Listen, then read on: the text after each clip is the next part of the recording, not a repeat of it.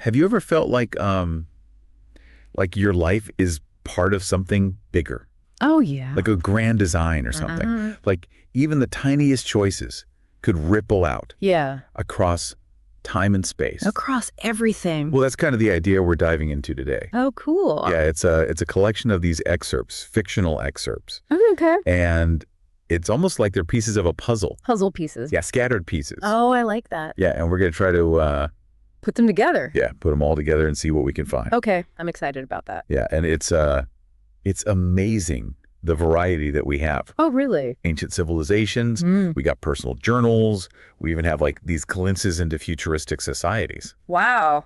Yeah, it's really quite a mix. That's fascinating. Yeah, and it seems like they're all hinting at something. At what? Some kind of hidden language. A hidden language. Yeah, and this language, it's like a way to understand how everything's connected. Oh. But maybe even more than that. More than that. How? A way to influence it. To influence it. To influence the connections. Yeah. The fabric of reality, I don't know. That's a bit, Mind-boggling. yeah. A bit, yeah. Where do we even begin with something like that? Yeah, that is the question. So, there is one recurring figure, Okay. a character named Erebus, Erebus. and he pops up Okay. across these different excerpts. Like a lot. He does, yeah. And it's almost like he's moving through different time periods, Oh, wow. different cultures, It's like he's not bound by the normal rules of time. almost like he's operating outside of it. Yeah. Wow, that's interesting. So maybe Erebus can be like our guide to this To this hidden world. hidden world, yeah. I like that. And what can we learn from his journey? Right. What seems like his story, it's really illustrating the power of something called the divine language. The divine language. Okay. Yeah. Imagine a language that can unlock the secrets of the universe. A code that could rewrite reality itself. Rewrite reality. Hold on. You're saying this isn't just like, Mystical mumbo jumbo. yeah, mystical mumbo jumbo. This language actually has power. Yeah, the excerpts definitely suggest that. Okay, now you're really getting my attention. So how does this divine language actually work? Right. Is it like learning a new alphabet? That's a good question. Or is it something even deeper than that? It seems to be more about understanding the underlying patterns of the universe, Okay. the connections Connections, yeah. between events, Okay. the flow of energy, Oh, I see. yeah, that animates everything around us. This reminds me of that concept, the butterfly effect. Uh-huh. That a small action in one place can have massive consequences somewhere else. Exactly. Yeah, I love that idea. And the excerpts repeatedly use a specific metaphor, Okay. the tapestry of existence. Tapestry of existence. That's to illustrate this interconnectedness. Okay. So imagine a vast tapestry woven with countless threads. Yeah. And each thread represents a life, an action, a decision. Wow, that's powerful imagery. Yeah, and everything's intertwined. Everything is. Yeah. That's a lot of responsibility. It is. If every choice I make is like pulling on a thread in this tapestry, how can I possibly understand the consequences? That's where the divine language comes in. Okay. It seems to be a way of understanding the patterns of the tapestry, Right. seeing the connections Okay. between cause and effect, Uh-huh. and maybe even influencing the direction of those threads. Influencing the direction. Yeah. That's pretty empowering. It is empowering, yeah. But there are also some warnings. Warnings. About what? Well, the excerpts also warn about the potential dangers Of what? of wielding this power Okay. without wisdom and discernment. Right. Like, what if someone used this divine language for selfish reasons? Exactly. Or didn't fully understand the consequences of their actions? Yeah, that's where things get really interesting. Because the excerpts also introduce us to this artifact Uh-huh. called the Heartstone, The Heartstone. and it seems to be intimately connected to the divine language. Oh, interesting. Yeah, the Heartstone, that sounds familiar. It does, yeah. Weren't some of the excerpts suggesting that it's like, A source of great power, uh-huh, but also great danger. that's right. Okay. It's described as an object that can amplify the power of the divine language. Amplify it. Yeah, But it also comes with a heavy price. a heavy price, yeah. The excerpts hint at things like madness, corruption, even the unraveling of reality itself. Whoa. Okay, that's a price tag you definitely want to read carefully. Yeah. But if the Heartstone is so risky, why would anyone even use it? Right. What's the motivation? Well, that's a question that several characters grapple with in these excerpts. Some are driven by a thirst for knowledge, a desire to understand the universe's deepest secrets. Others seek power, the ability to control their destiny, influence the world around them. It sounds like a classic struggle. It does, yeah. Between curiosity and ambition. Exactly. Yeah. But where does Erebus fit into all of this? Yeah, where does he fit in? Does he use the Heartstone? It's not entirely clear. Remember, the excerpts are fragmented. Right, they are. But we do see him interacting with other characters who are tempted by the Heartstone. Guiding them, warning them, sometimes even intervening to prevent them from making disastrous choices. So he's like a wise mentor figure. Helping others navigate the complexities of the divine language and the Heartstone. It seems so. Okay, I'm hooked. Yeah. Let's delve into some of those specific examples. Where does Erebus's journey begin? Well, one of the earliest excerpts places him in ancient Mesoamerica. Oh, wow. Yeah. Interacting with a young king. Who's facing a series of trials. Yeah. In a place called the Liminal Zone. The Liminal Zone, what's that? It's described as a realm of shadows and whispers. Where individuals confront their deepest fears. And darkest desires. Oh, wow. Have you ever felt completely out of your comfort zone? Oh, yeah. Like you were being tested. Definitely. For ways you never imagined. I've had a few of those moments. Yeah, me too. So what was the purpose of these trials? Yeah. What was Erebus trying to teach this young king? Well, the excerpts suggest that Erebus was guiding the king toward a deeper understanding. Of what? Of the interconnectedness of all things. Preparing him. To do what? To fulfill a prophecy. Oh, wow. Yeah, and bring about a new era of peace and prosperity.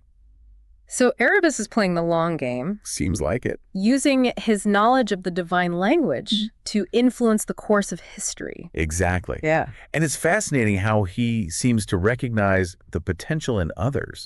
Nudging them toward their true purpose. Yeah. Helping them tap into those hidden abilities.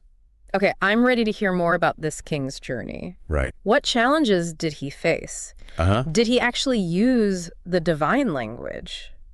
It seems like he did. Yeah, he's described as having visions. Visions? Yeah, of a future world, you know, filled with hope and promise. A better world. A world shaped by his choices and actions. This is like this divine language is giving him a glimpse. A glimpse, yeah. Of the tapestry's potential. Yeah. You know?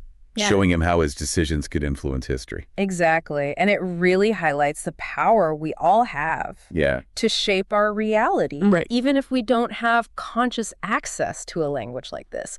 Our choices, our intentions, our actions, they all contribute. They all add up. Yeah, to the tapestry's ever-evolving patterns. It's a pretty empowering thought. It is. But it also makes you wonder, like, if this king was so successful, you know, in creating a more harmonious world. How come we're not all living in utopia right now? What happened? Well, remember, the tapestry is constantly in flux. Balance is not a static state. It's a dynamic process. A constant dance between opposing forces. And the excerpt suggests that there are forces at work that seek to disrupt this balance. To unravel the tapestry's threads and plunge the world into chaos. This is starting to sound a bit ominous. Yeah, a bit. What kind of forces are we talking about? Well, one recurring theme is this concept of the devouring. Devouring. Yeah, imagine a force that just consumes everything in its path. Leaving behind only emptiness and destruction. That definitely doesn't sound like something you want to invite to dinner. No. But is this devouring like a literal force? Like a monster or a natural disaster? Or is it more metaphorical? It seems to operate on multiple levels. Sometimes it's described as a physical force. Like the dragons that are ravaging the land. Other times it's more of an internal force. Like the corruption of values. The erosion of hope. The disintegration of community. So it can manifest in different ways. Yeah, But the underlying principle is the same. It is. It's a force that seeks to disrupt harmony. Exactly. To break down connections. To consume and destroy. Consume and destroy. Yeah, and it's interesting how the excerpts link this concept to a Chinese term, shi. She. Which refers to a disruption in the natural flow of energy. Oh, okay. So it's like when our energy is blocked. Yeah. When we're out of sync with ourselves or our environment. Right. It creates a vulnerability It does. that allows this devouring force to take hold. That's a great way to put it. And the excerpts actually suggest that the dragon army, this force of destruction that appears throughout the different timelines, might be a manifestation of this she. Also the she. Yeah, a physical embodiment of the imbalance. Oh, wow. That's threatening to consume the world. Okay, so it's not just about fighting dragons. It's about restoring balance. Yes. Addressing the root cause. The root cause, yeah. Of this devouring force. Exactly. But how do we do that? Yeah, where do we even start? Well, the excerpts suggest that part of the solution lies in understanding the patterns of the tapestry. Right. Recognizing the interconnectedness of all things and learning to weave new threads of harmony and imbalance. Right into its fabric. Into the fabric, yeah. That makes sense. But if the devouring is such a powerful force, who's capable of standing up to it? Right. Who has the knowledge and the skill to weave those new threads? That's a question that's explored throughout the excerpts. Okay. And it seems like there's no easy answer. It's not about a single hero or a chosen one. It's about a collective awakening. Okay. A recognition that we all have a role to play. We all have a part. Yeah, in restoring balance to the tapestry. Okay, so it's a team effort. It is. But where do we find the blueprint? For this restoration project, is there a manual for tapestry weaving somewhere? Well, the divine language seems to be a key part of the solution. Okay. By understanding its symbols, its principles, its patterns, we can start to see the tapestry more clearly. Right. To recognize the connections between seemingly unrelated events and to make choices that contribute to a more harmonious outcome. So it's like learning to read the language of the universe. Yeah. To see the hidden code that governs the tapestry's unfolding. Exactly. And it's fascinating how the excerpts suggest that this knowledge, it's not reserved for a select few. Okay. It's a potential that exists within us all. Within all of us. Yeah, waiting to be awakened. Okay, I'm ready for my awakening. How do we activate this potential? Right. Is there a special initiation ceremony or a secret handshake we need to learn? It seems to be more about cultivating awareness. Okay. Curiosity and a willingness to see the world through different eyes. The excerpts highlight characters who, through their experiences, their challenges, their interactions with others, gradually awaken to this deeper understanding of the tapestry. So it's like a journey of self-discovery. Yeah. A process of unraveling our own limiting beliefs. Right. And expanding our perception of reality. Exactly. And it's not always an easy or comfortable process. Right. It can involve confronting our shadows, facing our fears, and questioning the assumptions we've held. About ourselves and the world around us? About ourselves and the world, yeah. Okay, so it's not just about learning a new language. No. It's about transforming ourselves. Yes. Becoming more conscious. No. More connected. More connected. No. More aligned with the tapestry's flow. Exactly. And it's a journey that's reflected in the stories of many characters throughout these excerpts. Okay. Take Ava Moreno, for example. Ava Moreno. Yeah, she's a young hunter from the Hopewell and Adena cultures. Okay, back to North America. Back to North America, yeah. What's Ava's story? How does she connect to this divine language in the tapestry? Well, she doesn't seem to have any formal knowledge. Of the language? Of the divine language, no.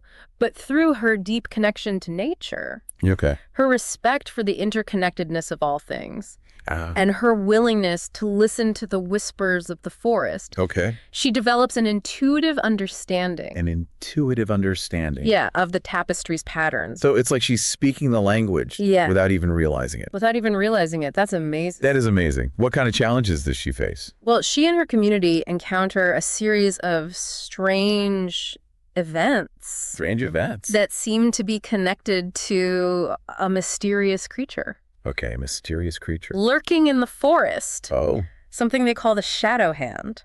The shadow hand that sounds ominous. Is this creature a manifestation of the devouring?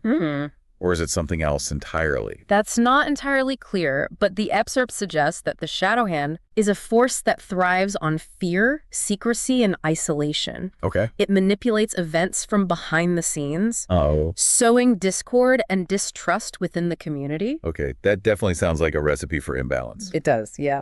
What does Ava do? Does she try to fight this creature head on? Instead of resorting to violence, Okay. Ava and her companions, they focus on understanding the situation. Understanding. Yeah, they consult their elders, they study ancient texts, Right. and they pay attention to the symbols and patterns appearing in their lives. So it's that same idea of listening to the whispers, right? Yeah. Seeking guidance from those who have walked this path before. And paying attention to the subtle cues and synchronicities that the tapestry is offering. That the tapestry is offering, yeah. And through their investigation, they discover a series of symbols etched into trees and tablets. Symbols that seem to be guiding them. Yeah, on a journey of self-discovery and a deeper understanding of their connection to the land. Okay, so it's like they're following a trail of breadcrumbs. A trail of breadcrumbs, yeah. Left by some ancient force, a hidden message. A hidden message. Encoded within the tapestry itself. What do these symbols represent? Are they connected to the divine language? That's not explicitly stated, but they definitely seem to be part of a larger system of knowledge.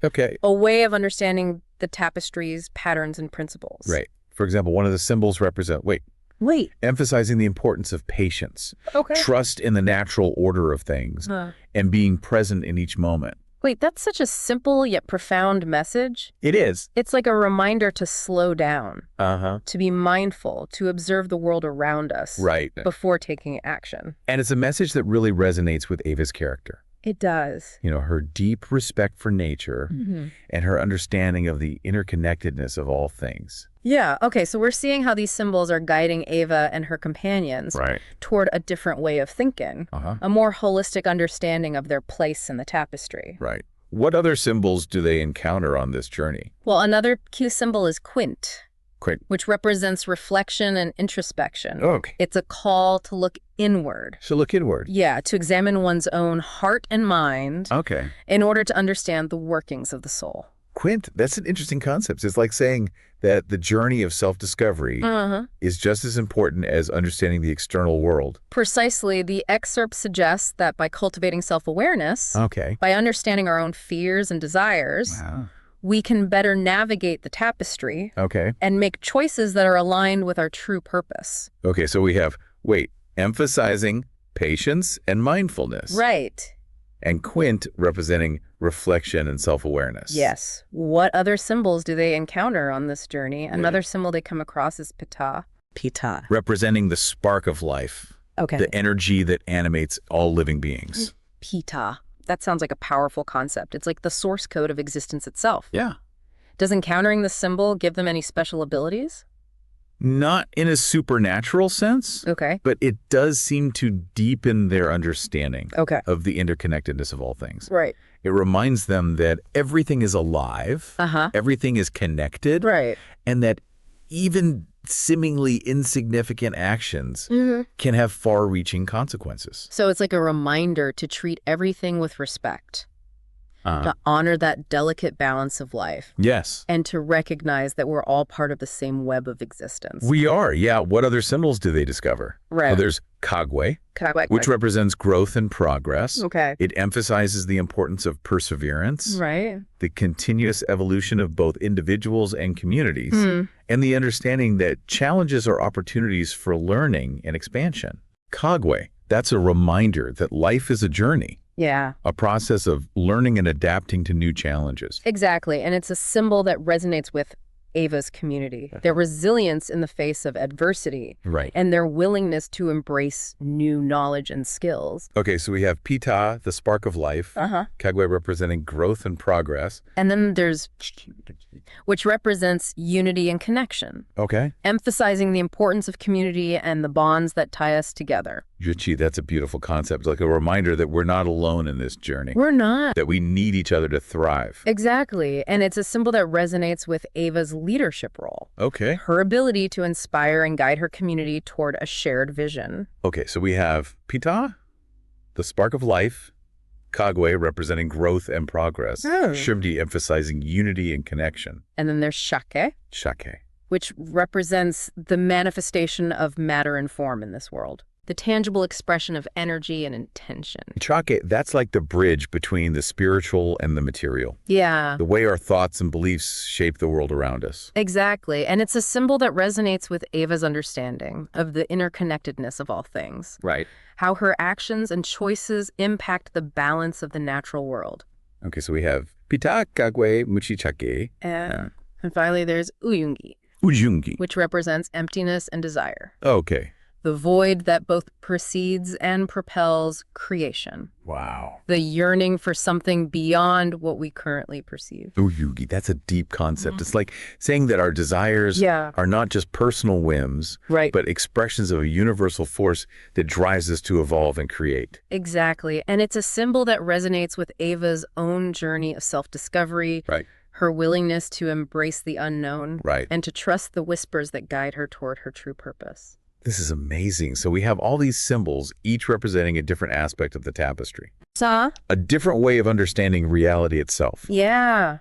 How do they help Ava and her community deal with this shadow hand creature? Well, the symbols don't offer a direct solution. Okay. It's not like they find a symbol that magically banishes the shadow hand. Right. But by studying these symbols, by contemplating their meaning, and by applying their principles to their lives, Ava and her companions gradually shift their perception of the situation. So it's not about finding a quick fix. No. It's about a deeper transformation. Yeah. A shift in consciousness that allows them to see the situation from a different perspective. Exactly. They realize that the shadow hand is not just an external threat. Right. It's a reflection of the fear, division, and secrecy that have taken root within their community.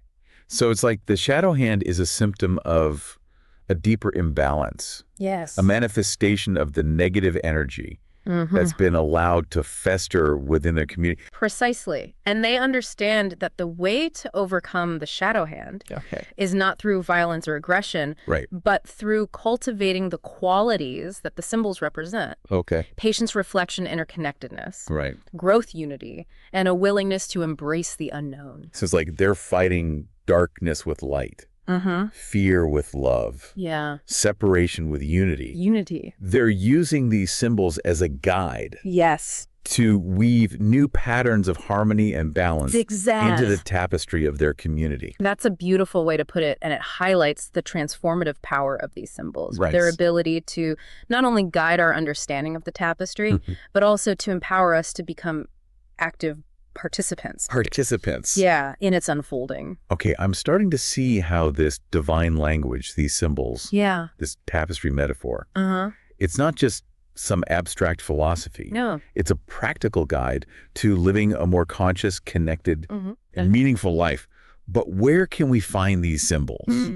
Are they hidden in some ancient text?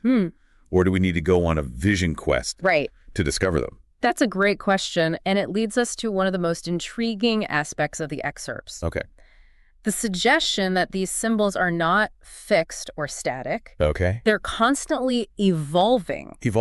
Yeah. Adapting to the changing needs of individuals and communities. Okay, so it's not like there's a definitive dictionary of divine language symbols that we can just look up. Right. We need to develop our own understanding. Our own understanding. Yeah, our own interpretation based on our experiences and our intuition. So it's like the tapestry is constantly communicating with us. It is. Offering guidance, support, and challenges. Challenges, yeah. If we're willing to pay attention and decipher its language. Precisely. And it's fascinating how the excerpts highlight the importance of paying attention to our inner landscape. Right. To the subtle cues and messages that our intuition is always sending us. Okay, so it's not just about looking outward for these symbols. It's about cultivating a deeper awareness of our own inner wisdom. Our own inner wisdom, Our connection to the tapestry's flow. Exactly. And the excerpts suggest that this inner awareness can be cultivated through practices like meditation, mindfulness,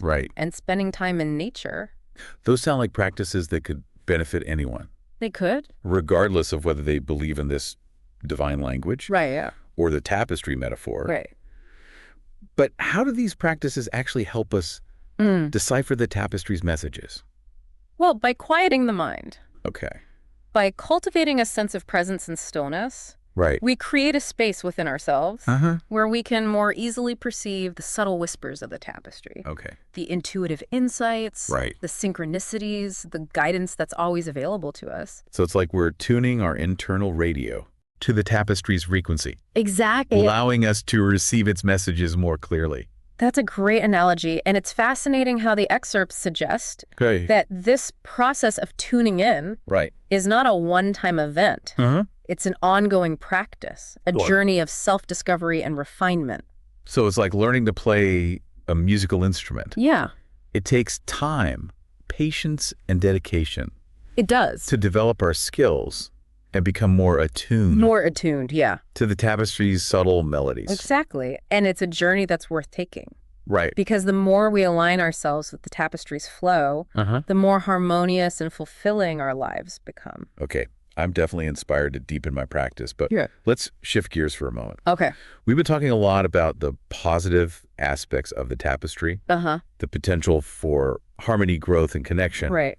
But what about the darker side? The darker side. What about the forces that seek to disrupt this balance? Yeah. To unravel the threads of creation? Right. We touched on the devouring earlier. We did. But are there other threats that we should be aware of? That's a great question, and it leads us to one of the most intriguing mysteries. Mysteries? Within these excerpts. Okay. The true nature and motivations of the Dragon Army. The Dragon Army, yes. They've been lurking in the background of this whole conversation. They have. And I'm definitely curious to learn more about them. Me too. Are they simply a force of destruction? Or is there something more to their story? That's the million-dollar question. Right. The excerpts are deliberately vague about their origins and their purpose. Right. But they do offer a few tantalizing clues. Okay, let's put on our detective hats again. Yeah, let's do it. What clues are we looking for? Well, one of the most intriguing hints is the suggestion that the Dragon Army's rise. It's not random or arbitrary. It's somehow connected to a deeper imbalance. An imbalance. Within the tapestry itself. It's like they're a symptom of a larger problem, a manifestation of some unresolved conflict or tension. Okay, that's starting to sound a bit philosophical. A little bit. But I'm following you. So it's not just about defeating these dragons. Yeah. It's about understanding the underlying cause of their emergence. Yes. The source of the imbalance. The source. That's allowing them to thrive. Exactly. And the excerpt suggests that this imbalance might be connected to the misuse of the divine language to attempts to manipulate the tapestry. Right. For selfish or short-sighted gains. Oh, that makes sense. It's like that saying power corrupts, and power corrupts absolutely. Yeah. If someone tries to force their will upon the tapestry to bend it to their own desires without considering the consequences, it could create this ripple effect. A ripple effect, yeah. Of negative energy that manifests as these destructive forces. That's a very insightful observation, and it highlights the importance of wielding the divine language with wisdom, discernment, and a deep respect. For the tapestry's delicate balance. Okay, so it's not just about learning the language. No, it's about developing the character, the integrity. The integrity, yeah. And the compassion to use it responsibly. Responsibly, yeah. But if the Dragon Army is a symptom of this deeper imbalance, are they simply mindless agents of chaos? Or do they have their own motivations, their own goals? That is a good question. It is a question that's left unanswered in the excerpts. But it's one that's worth pondering. It is. Are they driven by instinct? Right. By a primal urge to consume and destroy? Or is there a deeper intelligence at work? A consciousness that's guiding their actions. Perhaps even seeking to achieve some kind of twisted balance through their destructive rampage. Those are some chilling possibilities. It's almost like they're a dark mirror to those who seek to use the divine language for good. A reminder that even the best intentions can go astray if we're not careful. If we're not careful, yeah. But if the Dragon Army is such a formidable threat, who can stand up to them? Do the excerpts offer any clues? Clues, yeah. About how to defeat them? Yeah, how to defeat them. That's where things get really interesting, because the excerpts suggest that the solution to the dragon problem, it's not simply about military might or brute force. It's about understanding their nature. Their nature. Yeah, their weaknesses. And the deeper forces that are fueling their destructive rampage. So it's like a multidimensional battle. It is. We need to fight on the physical plane, but also on the energetic, emotional, and spiritual levels. Exactly. And the excerpt suggests that one of the keys to defeating the dragon army is to disrupt their connection. Disrupt their connection. Yeah, to the source of their power. Okay. The imbalance that's fueling their destructive energy. So it's like cutting off their supply lines? Cutting off their supply lines, yeah. If we can restore balance to the tapestry, to heal the wounds that are allowing these negative forces to thrive, then the dragon army will lose its foothold. Yeah. And eventually fade away. That's a very insightful observation. Oh. And it highlights the interconnectedness of all things. Right. The understanding that our actions, our intentions, our beliefs, they all contribute to the tapestry's overall balance. Okay. So it's not just about fighting dragons. It's not. It's about becoming more conscious weavers. Yes. More responsible stewards of the tapestry. Stewards, yeah. More aware of the impact our choices have on the world around us. Exactly. And it's about remembering that we're not alone in this battle. Right. We have each other. We have the wisdom of those who have come before us. Right. And we have the tapestry itself. The tapestry itself. Yeah, guiding us, supporting us, and revealing its secrets to those who are willing to listen. That's a powerful message, and one that gives me hope, even in the face of the challenges we're facing in the world today. But let's get back to this idea of the divine language. Okay. We've seen how it can be used for good, for healing, for creating harmony and balance. Right. But the excerpts also warn They do. of its potential for misuse, for manipulation, for creating unintended consequences. Unintended consequences. Yeah, how do we navigate this delicate balance of power? Right. How do we ensure that this language is used for the benefit of all beings? Right. And not for selfish or destructive purposes? That's a question that lies at the heart of our exploration today. It does. And it's one that the excerpts don't provide a simple answer to. Right. But they do offer a few guiding principles. Okay. I'm eager to hear them. What wisdom do the excerpts offer? Well, one of the most important principles is the concept of seeing through different eyes. Seeing through different eyes. Yeah. The excerpts repeatedly emphasize the importance of expanding our perspective. Yeah. Of understanding and appreciating viewpoints that differ from our own. Right. Because if we're only seeing the world through our own limited lens, we're missing crucial information. Right. We're ignoring valuable insights.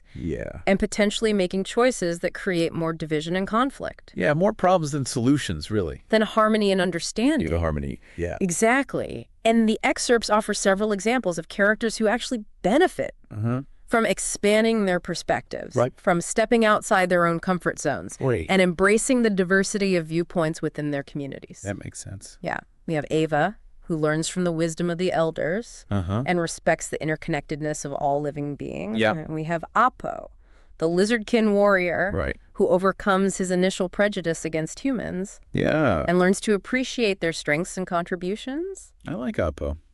He's a good guy. He is a good guy. Yeah. It's fascinating how the excerpts link this idea of seeing through different eyes to the concept of Ro, one of the symbols of the divine language. Oh, right, Ro. Yeah, that was mentioned as representing perspective, the ability to see the world from multiple angles. Right, so it's like this symbol is not just an abstract concept, but an active force that we can harness to expand our awareness, challenge our assumptions, and make choices that are informed by a wider range of perspectives. Exactly. The excerpts suggest that by embracing the principles of Ro, by cultivating a curiosity for other viewpoints, and a willingness to challenge our own biases, we can make choices that are more balanced. More balanced. Yeah, more compassionate, and ultimately more effective in creating a harmonious world. Wow.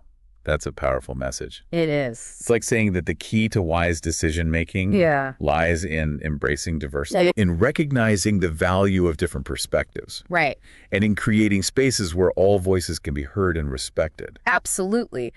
But if this Ro energy is so potent, how do we avoid getting lost in the maze of different viewpoints? Yeah, it's a good question. How do we find our own center? Right. Amidst the cacophony of conflicting opinions? That's a great question, and it leads us to another fascinating theme. Okay. The role of intuition.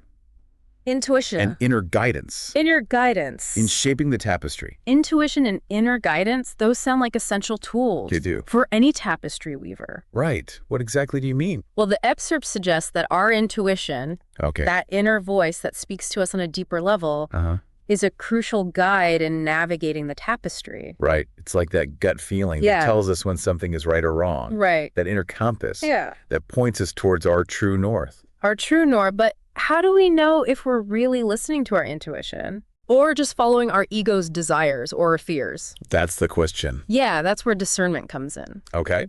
And the excerpts suggest that discernment is not about following a set of rules or dogmas. Right. It's about cultivating a deep connection to our inner wisdom, to the tapestry's flow. And learning to trust the guidance that emerges from that connection. Okay, so it's about developing a more intimate relationship with the tapestry. With the tapestry, Learning to recognize its whispers, its subtle cues and synchronicities, and trusting that it's guiding us towards our highest purpose. Exactly. And the excerpt suggests that this trust is not about blind faith or denying the reality of challenges and obstacles. It's about recognizing that even in the midst of chaos and uncertainty, there's an underlying intelligence that's orchestrating the tapestry's unfolding. A wisdom that's far greater than our limited human perspective. Wow, that's a powerful thought. It's like saying that even when we feel lost or confused or overwhelmed, there's a force that's holding us. Guiding us. And nudging us toward our highest potential. Yeah, but if this trust is so empowering, why is it so difficult to maintain? Yeah, why do we doubt so easily? That's a great question, and it leads us to another fascinating theme. The role of mindfulness. Mindfulness? And the present moment in shaping our reality. Mindfulness and the present moment, those sound like practices that could help us cultivate a deeper sense of trust and connection to the tapestry. What exactly do you mean? Well, the excerpt suggests that by focusing on the present moment, by paying attention to our thoughts, feelings, and sensations without judgment, we can cultivate a greater sense of awareness.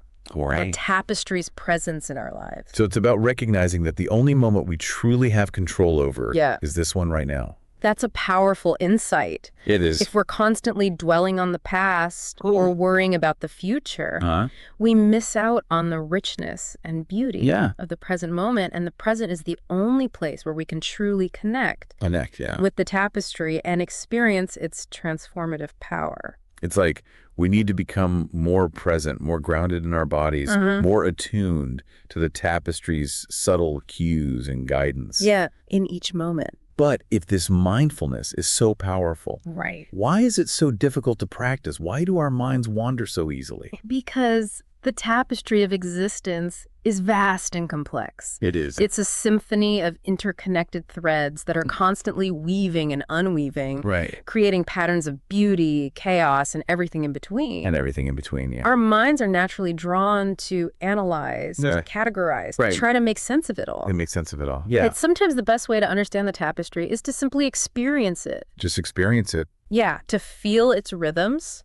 To let go of our need for control and allow ourselves to be swept away by its flow. So it's not about finding all the answers, but about embracing the journey, the process of discovery.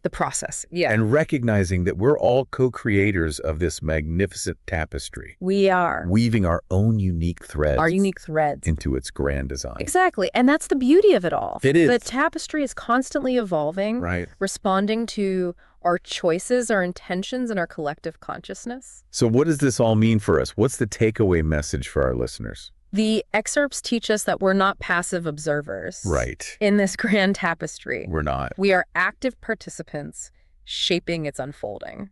With every thought, every action, every choice we make. So it's about waking up to our own power. Recognizing our interconnectedness. We're interconnectedness. And choosing to weave a tapestry that reflects our highest values.